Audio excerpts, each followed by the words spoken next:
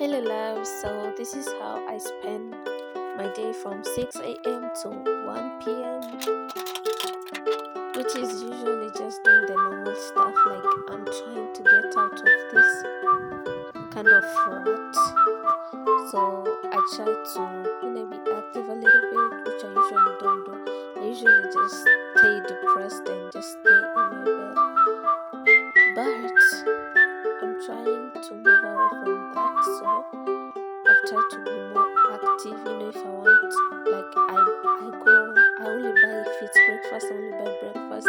If it's lunch, I only buy lunch so that I can go out more often. And so this is everything that I ate and all the activities that I did.